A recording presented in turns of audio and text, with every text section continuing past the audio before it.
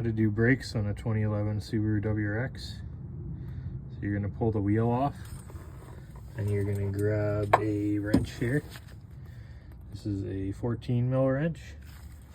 You're going to undo both the caliper bolts. They look like this. They go in right here.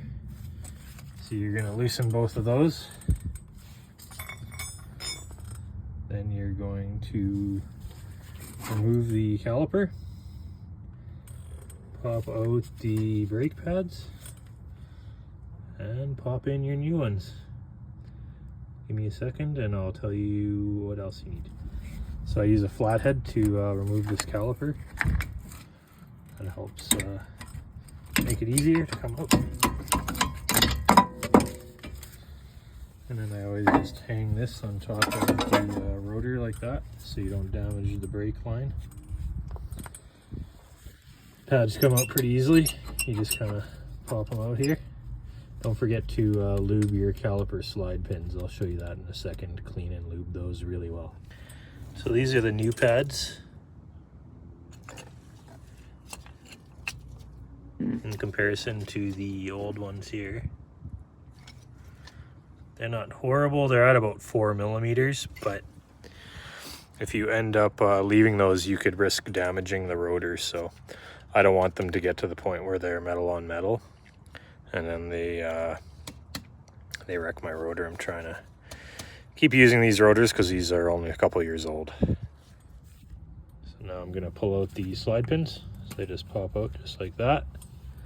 See, they're pretty dirty. So I'm going to clean those up and re-lube them. So I put on a pretty generous amount of brake lube on this.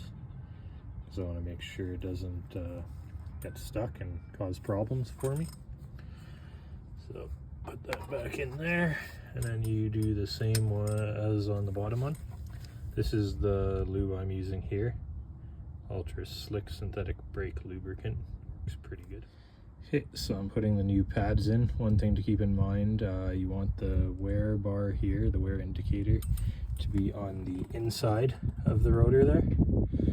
So just keep that in mind when you're installing your new pads. With the slide pins, the upper one has this little kind of rubber boot on it. I'm just pulling this off because this one's all swollen up and it's causing the slide pin to kind of bind a little bit. So people might have different opinions on this and how important it is, but for me, I'm just gonna pull it out and trash it, and then maybe eventually I'll get a new slide pin for the top. Because the Subaru ones are kind of known to corrode for some reason. I've had a lot of problems with them corroding, and when they get fully corroded up, your pads don't slide properly, and then you got uneven wear, and you end up having to replace your pads way sooner than you should. Okay, so the new pads are in there.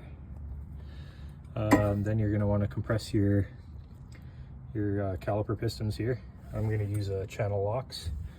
There is some different tools you can use. Some might say that's not the correct tool, but for this style of caliper, it seems to work for me. Just be careful, you don't want to mar the pistons too much. And then yeah, compress them in, and I guess check on your brake fluid level once you're done all of this. And then basically at the end of it, just do the same thing on the other side.